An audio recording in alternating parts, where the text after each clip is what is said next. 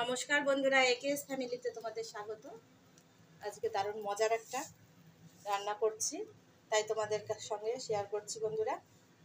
পটলের একটা রেসিপি, খুবই সিম্পল। দেখো বন্ধুরা, দেখতে কিন্তু খুব ভালো লাগবে, আবার খেতেও ভালো লাগবে। পকোড়া টাইপের মতন হবে পটলের এই রেসিপিটা। আমি পটলটাকে খোসা ছাড়িয়ে নিয়ে এরকম লম্বা লম্বা করে কেটে লাস্টে একটুখানি বাঁধিয়ে রেখেছি। দেখো বন্ধুরা, এরকম হয়েছে। আর এখানে আমি একটু কর্নফ্লাওয়ার, ময়দা, চালের গুঁড়ো, লবণ, হলুদ সব মিক্সড করে পটলটাকে আমি এরকমভাবে ভালো করে গায়ে মাখিয়ে নিয়ে 10 মিনিট আগে আমি রেখে দিয়েছিলাম। এটাকে আমি এবার একটু সর্ষের তেল কড়াইতে দিয়ে ভেজে তুলে নেব। তেল দিয়ে দিচ্ছি।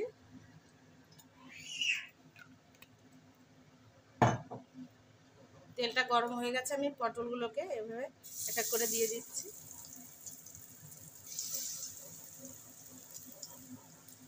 এবার গ্যাসের আগুনটা একটু কম করে দিলাম, তাহলে পটলটা ভালো করে ভাজা হবে।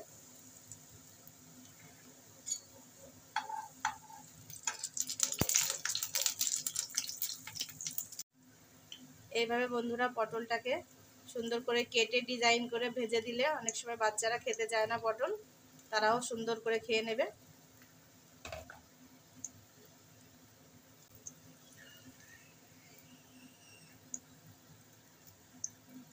হয়ে গেছে,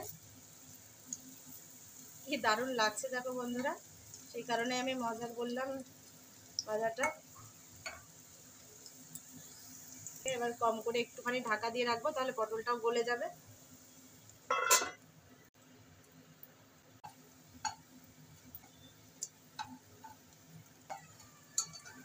পটলগুলো ভাজা হয়ে গেছে, আমি নামিয়ে নেব বন্ধুরা।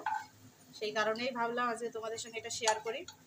এটা শেয়ার করার কোনো প্রয়োজন ছিল না, তবু ভাবলাম একটা দারুণ দেখতে একটা রেসিপি, একটা ডিজাইন করে। বাকিগুলো হয়ে গেছে, আমি নামিয়ে নিচ্ছি। ভিডিওটা ভালো লাগলে বন্ধুরা লাইক, শেয়ার এবং সাবস্ক্রাইব করে দিও প্লিজ।